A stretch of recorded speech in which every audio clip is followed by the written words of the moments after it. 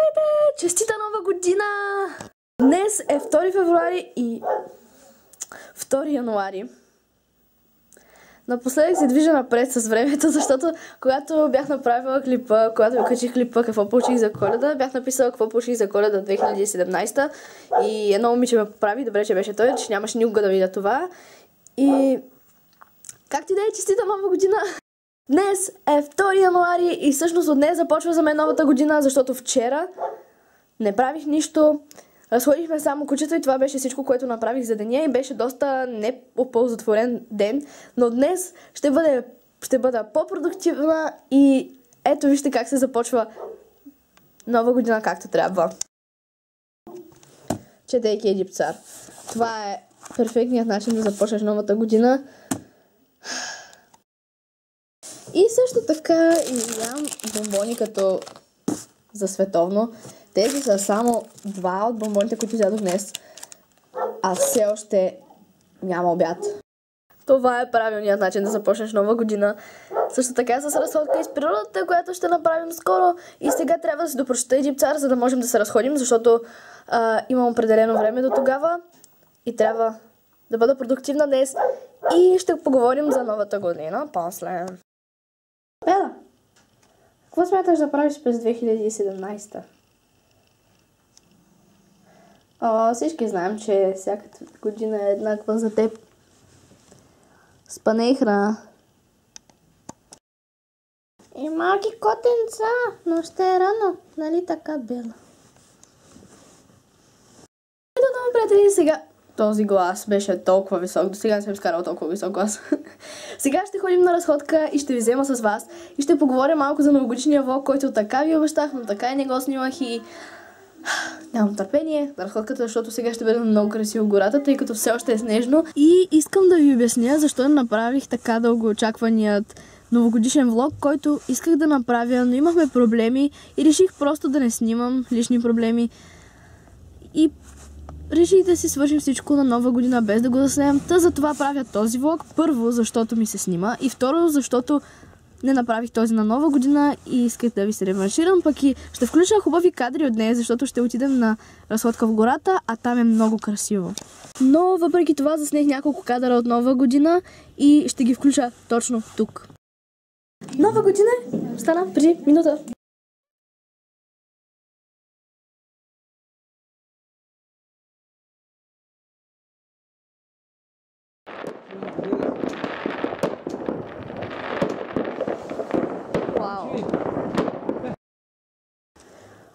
Пристигнахме и е много красиво. И днес съм почти цялата в черно, като изключим шала. Обичам дните, ето не може да се види. Обичам дните, в които съм цялата в черно. Черно е моят щастлив цвят, така да си каже.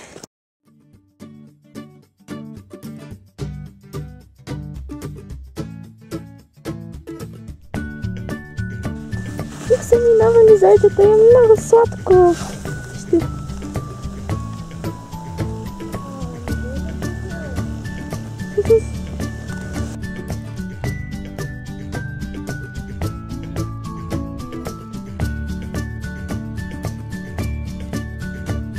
Тук е много тясно и яко.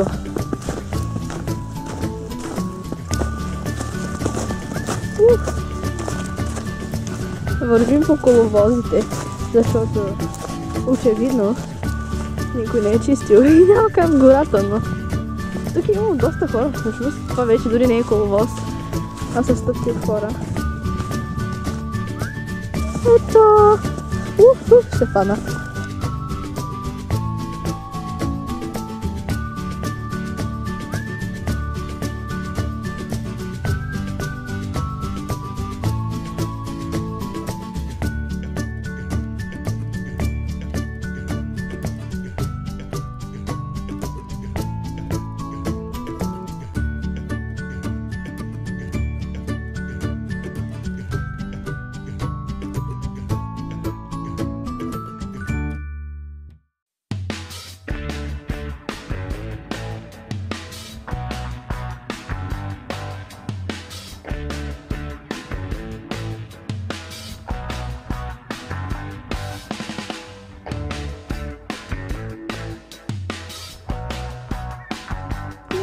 яка пещера. Където ми излиза толкова добре на камера. Прибрахме се и направихме някои много яки снимки. Сега ще ви покажа някои от тях. Също само една. Тази най-много ми хареса как стана. Има и други яки, но тази най-много ми хареса. Дори не се вижда толкова добре на камерата, но ето така е по-добре. И познайте какво трябва да правя отново. Да уча. Защо не? Ваканциите са създадени за учене. Също, ако трябва да съм честна, доста си почивах, защото до сега не бях учила. Само на 29 мисля, че учих малко и днес. Тук светлината прави лицето ми много бяло, но той така и така си е като сирене, няма значение. Учих и днес отново ще уча доста, защото утре няма да имам достатъчно време, тъй като ще пътуваме после в четвъртък едва ще ми се учи особено много. Тогава ще се приготвям за училище, затова днес трябва да си науча по доста от нещата. И като цяло това ще правя сега. Естествено сладко. Вероятно. Или нещо следно. Оставам загадка. Толкова е красиво. Бела.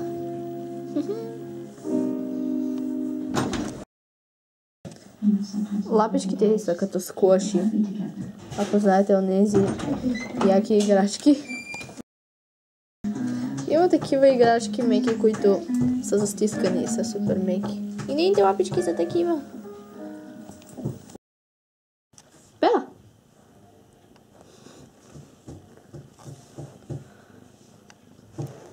What a massive paw!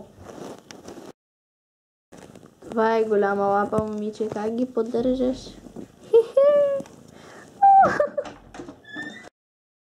Трябва да се взема ръце, хора, относно яденето, защото не стига, че свърши нова година, не стига, че свърши Коледа и всички празници. Аз продължавам да ям като прасе и не ми се отразява добре, мързи ме да правя каквото и да има. Но предполагам, че това е заради късното стояне, защото по празниците стоим се до късно и не се наспивам както трябва и също останалите членове от семейството.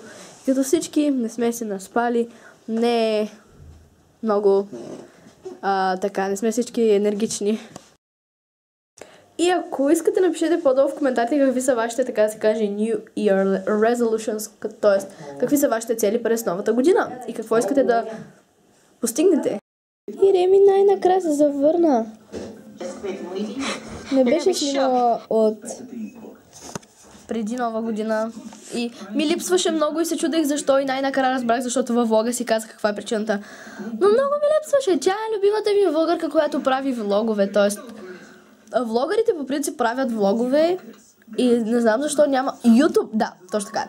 И влогари е тези, които правят влогове, а ютубъри са тези, които правят други клипове, които не са, в които не са снимали деня си. Предполагам, че така. Аз така ги наричам. Така логично. И между другото, мисля, че беше в новогодишния ми влог, миналата година. Бях казала, че много харесвам Аспин, Алекс и Лоран.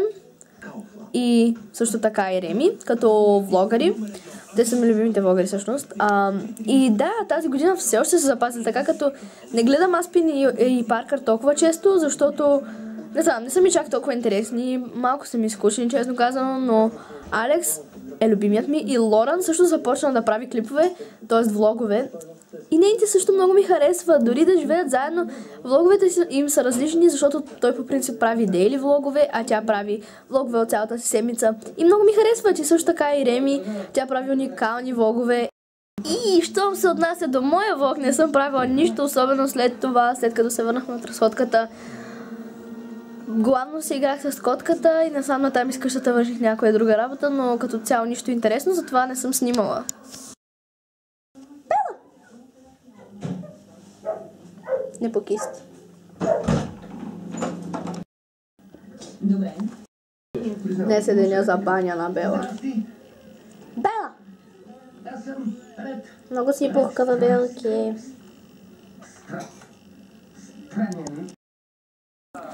Хора, смятам да завърша тук влогът, защото няма да правя нищо интересно повече.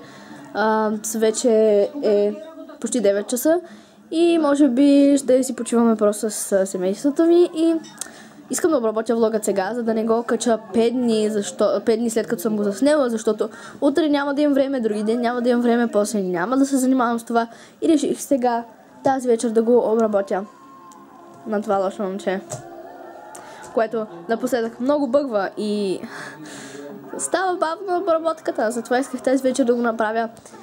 И ще се видим в следващото видео. Не забравяйте, че трудът ви се заплаща, така че продължавайте да се трудите. До скоро!